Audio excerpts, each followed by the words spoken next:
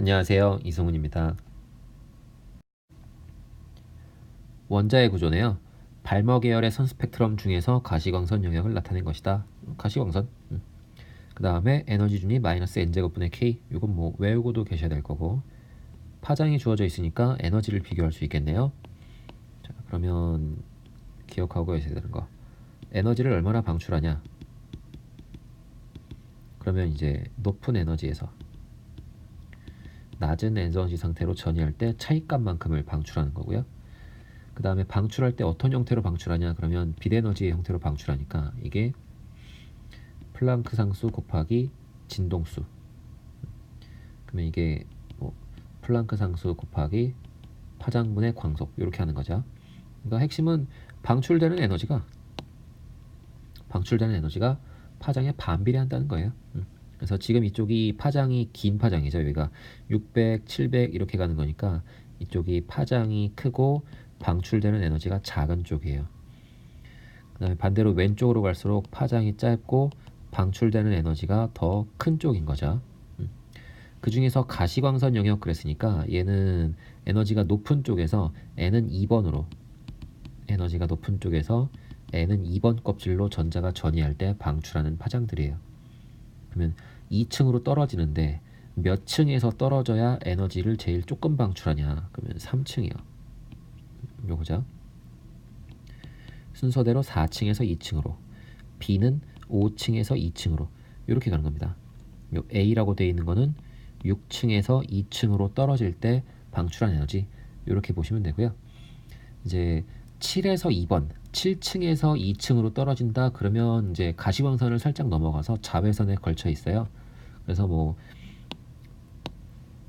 발머 계열 그러면 높은 에너지 상태에서 2번으로 떨어지는 전자전이 계열을 전부 다 발머 계열이라고 하고, 그 중에서 가시광선에는 수소에서 파장이 4개가 찍히고 7번에서 2번 그 이상은 발머 계열에 포함된 자외선 영역인데 안 물어볼 거야. 문제에서 다루곤 하지 않을 겁니다. 이 정도까지만 해석을 하실 수 있으면 돼요.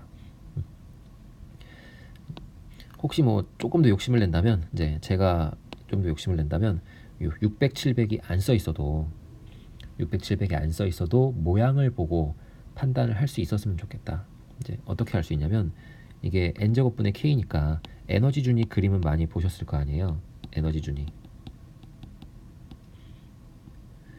그러면 n은 1번이 이렇게 있을 거고 저 위에 n은 2번, 저 위에 많이 올라가면 n은 무한대 이렇게 가는 거 아닙니까?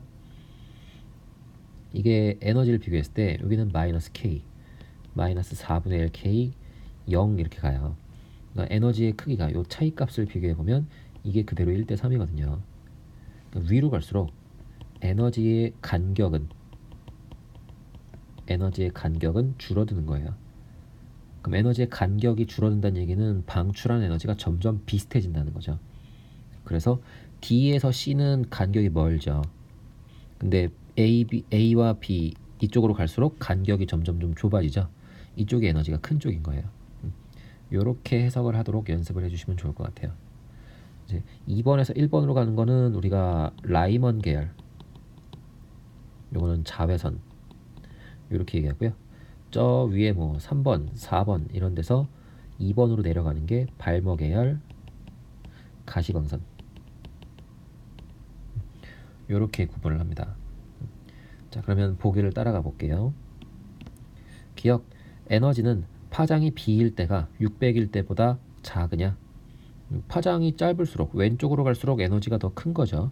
그럼 파장이 B인 광자는 파장이 600 나노미터인 광자보다 에너지가 더 큰 거네요. 이거 틀린 말. 에너지가 파장에 반비례한다. 사실 광자의 에너지라고 해주는 게 좋겠어요. 빛에너지 그러면 광자가 여러 개이면 또 이상해지니까. 그 다음에 니은 A와 D가 몇 대 몇이냐? 파장을 계산하라는 게 아니고요. A와 D의 비율을 계산하는 거니까 이렇게 해볼게요. 그러면 제가 이제 A라는 거는 뭐냐면 전자가 N은 6에서 N은 2로 갈 때의 파장이에요. 그죠? 요거를 제가 파장 A라고 할게요. 그러면 파장 D라는 건 뭐냐면 전자가 N은 3번에서 N은 2번으로 움직일 때 방출하는 빛의 파장인 거죠.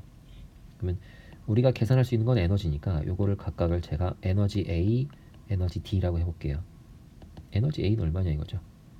그러면 높은 데서 낮은 데로 내려갈 때 차이값이고 에너지가 얼마냐면 n제곱분의 k. 그죠? 그러면 에너지 A는 k에다가 2번에서 6번이니까 2제곱분의 1 빼기 6제곱분의 1. 그러면 66에 36, 얘가 4분의 1이니까 36분의 1, 4분의 1, 36분의 9 이렇게 되겠네요. 얘가 36분의 8K가 되겠네요. 에너지 D라는 거는 3번에서 2번이니까 2제곱분의 1 빼기 3제곱분의 1. 그러면 얘가 9분의 1, 4분의 1, 36분의 9, 4, 9, 36. 그러니까 얘가 36분의 5K가 되겠네요.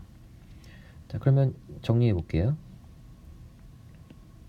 A분의 D라고 되어 있는 건 뭐랑 똑같냐면 에너지 D, 에너지 A랑 똑같아요. 반비례니까 위아래를 바꿨어요. 그러면 에너지 A는 여기 위에 36분의 8K가 되는 거고 에너지 D는 밑에 36분의 5K가 되는 거죠. 정리하면 5분의 8이 되겠네요. 그래서 니은 A 대 D의 비율이 5대 8이다. 얘가 맞는 말이네요. 그 다음에 디귿 바닥 상태의 수소 원자가 파장이 4분의 C 나노미터인 빛을 흡수하면 이온화되느냐 요건데요. 그럼 파장이 C인 빛이 뭐냐 이걸 해석을 해봐야 되겠네요. 파장 C 그러면 전자가 4번에서 2번으로 가는 거거든요. 그러면 이때 방출한 에너지는 얼마냐? 그러면 K에다가 2제곱분의 1 빼기 4제곱분의 1이니까 4분의 1, 16분의 1 그러면 16분의 3K 뭐 이런 숫자가 되겠네요. 자, 그러면 이만큼을 흡수하면 요만큼 가지고 이제 다시 계산을 해볼게요. 그러면 이제 파장이 4분의 C라는 건 파장이 4분의 1로 짧아졌으니까 에너지는 C의 4배가 되겠죠. 그러면 4분의 3K가 되겠네요. 이거 흡수하면 이온화될 수 있냐 이거죠. 바닥 상태는 어디냐면 바닥 상태는 여기가 바닥 상태죠. 에너지가 가장 낮은 상태. 여기에 있는 전자가 에너지 4분의 3K를 흡수한다는 얘기는 얼마큼이냐면 요만큼이 4분의 3 아닙니까? 그럼 4분의 3K를 흡수하면 어디까지 가냐면 2번까지 올라가요. 이온화 될 수 있느냐? 안 되죠. 안 되죠. 그래서 디귿은 틀린 말이에요. 요만큼을 흡수하면 어떻게 되느냐? 그러면 N은 2번으로 올라가게 된다.